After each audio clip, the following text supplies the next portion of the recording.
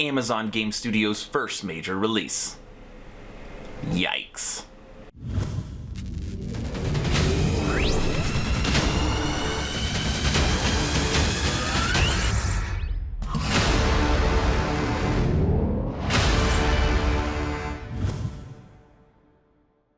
Hello everyone, and welcome to Action RPG. I'm your host Aaron, and for today's video we are headed back to the world of Crucible, which is Amazon Game Studios' first major release. It is a free-to-play, third-person shooter for PC.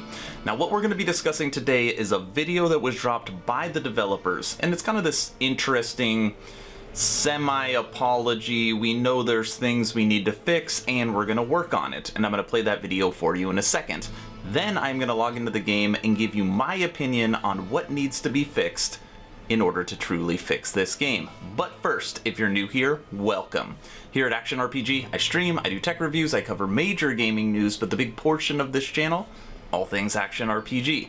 So if you grew up loving the Diablo series, if you're a fan of top-down isometric hack-and-slash style games, you are in the right place. So please consider subscribing and supporting smaller channels. Alright, let's get on to this Crucible. As always, I will share my thoughts. Please feel free to share yours in the comment section below.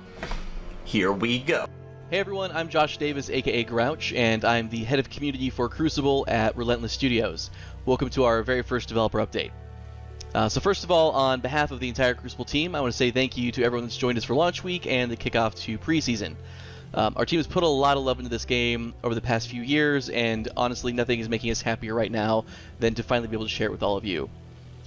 Alright, so let's dive in. Since May 20th, we've released 8 updates which have been largely focused on resolving critical issues involving connectivity, client and server stability, and matchmaking. Judging by our analytics and the conversations we're seeing in the community, we've made some great strides on these fronts, but we recognize that there's always going to be room for improvement. We're going to keep hammering on these issues, but now that our servers are live and stable, we're going to be shifting away from the smaller daily updates that we've been doing and focus more on delivering larger updates that are going to take more than just a day to finalize. So we've been keeping an eye on the discussions in Discord, in Steam, Reddit, social media, Twitch, and you've provided a lot of great feedback about what you like about the game and, more importantly, where you'd like to see us improve.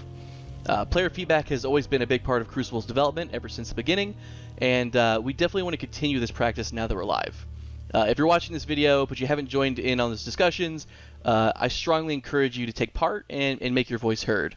Crucible is as much your game now as it is ours. So without further ado, I'm going to hand it over to Colin Johansson, Crucible's franchise lead, to walk you through our team's priorities and how we're adjusting them in response to what we're hearing from all of you. So let's start with improving the player onboarding experience. We've already made some changes on this front. We have made it so that Harvester Command is now the first mode that players experience after the tutorial. We feel it's a safer place to learn the game before you move into the more complicated other modes. We're working on making it so the tutorial is optional, so players who don't want to play it can just skip it and get right in and start playing to improve that onboarding experience. We're working on redoing all of the tutorial videos so that they do a better job of teaching the actual game mode you play rather than just providing a high-level overview. And we're adding an in-game tip system, so when you're on a loading screen, tips will start popping up telling you about more in-depth parts of Crucible that you may not be aware of. In addition to that, we're also going to be doing more as well to improve that full onboarding experience and teaching the game. We're working on building a toggleable in-match scoreboard so that you can check and see the scoreboard anytime live while you're playing. We are building a surrender feature so that matches that feel unwinnable can be ended early for the team that is losing. We're focused on improving performance. There is no silver bullet for performance. It's not going to be something where magically we make one build tomorrow and everything improves 50 times. However, we are already working on a build that has a number of bug fixes and polish that will include performance improvements, and we're constantly going to be improving performance after that. We're also looking at improving the match flow, the process that it takes from actually queuing, getting all the way into a game, and getting into the match, and making sure that that process is as fast and smooth as possible. We're exploring how to improve the UX around Heart of the Hives in particular, so players can better navigate within the map, and to ensure players have all the information they need to be successful. We're working on providing better feedback in combat and for the feel of combat overall. We've already made one small improvement on that front, and we have a number more still to come. And the big one we've heard a lot about, the ability to communicate in-game with your other players. Though we do have a ping system, we have heard you that the ability to have voice and text chat is extremely important, and it's something that we agree with. We had originally planned to deliver voice and text chat together. However, we're going to go ahead and deliver voice as fast as we possibly can rather than wait for text as well. We'll get voice in the game, and we'll do that as quickly as we possibly can, and then text will come slightly after that. We're also working on improving the ping system for those players who like to use that for communication, so that each of those systems are as robust as we possibly can make them. We're working on each of these areas as hard as we possibly can, and we will communicate dates when they're going to be going live as soon as we have confidence in that date. We chose to start the game in preseason so that we could work with you, our community, to define what's important, and to give us a chance to refine and improve parts of the game in the preseason to get to the point when the preseason was over, we felt like we would be on solid footing to move forward with the game.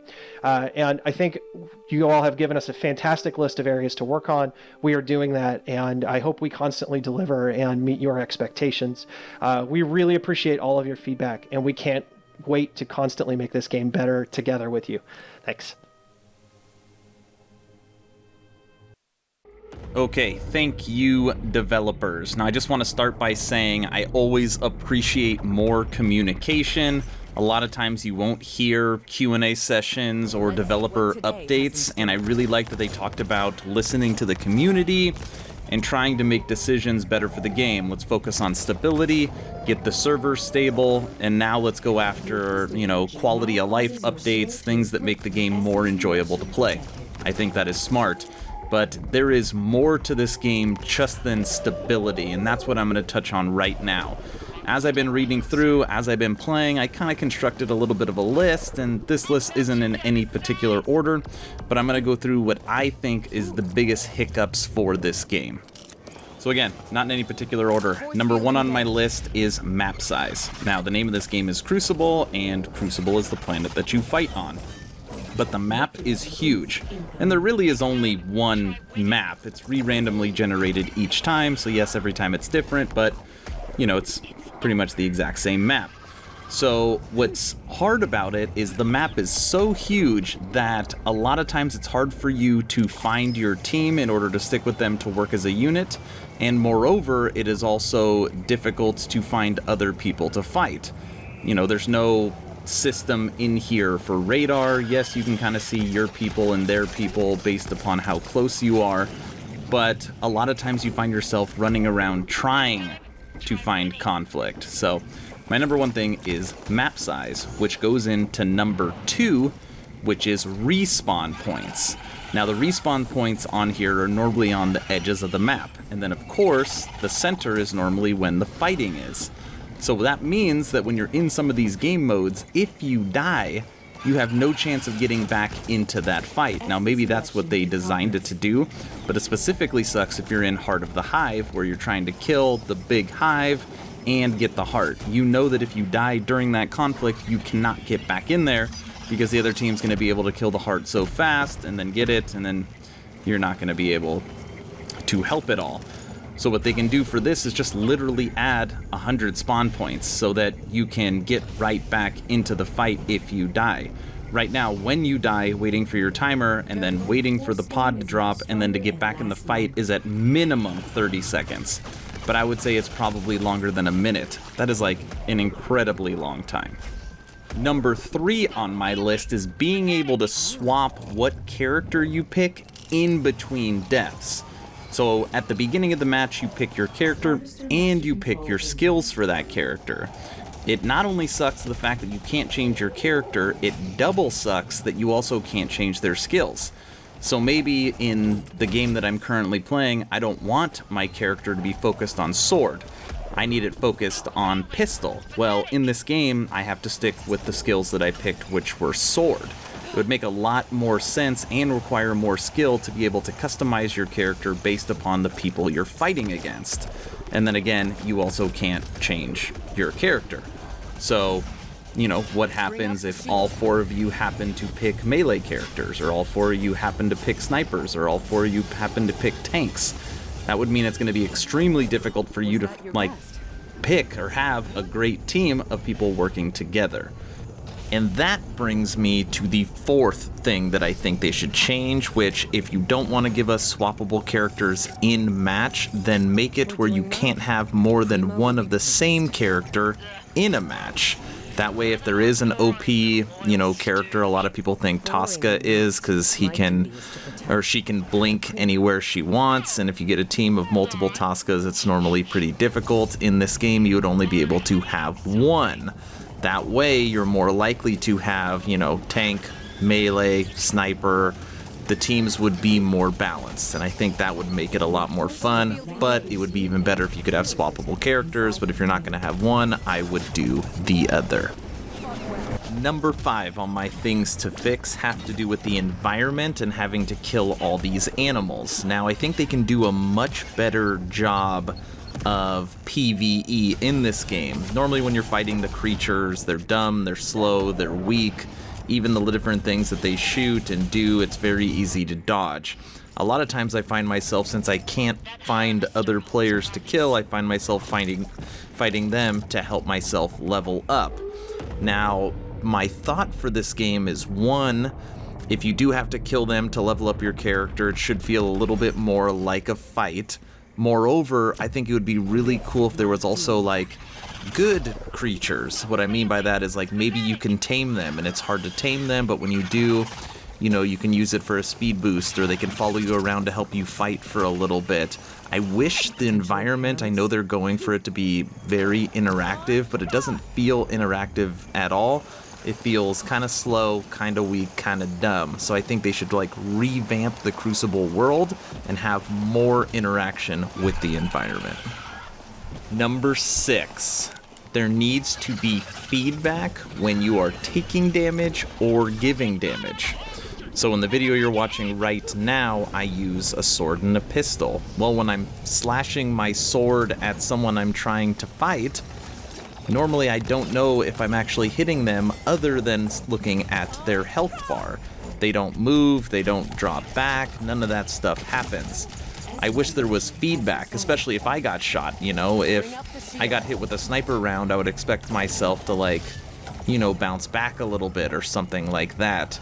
So if you hit somebody's sniper, you don't kind of get that justification that felt good.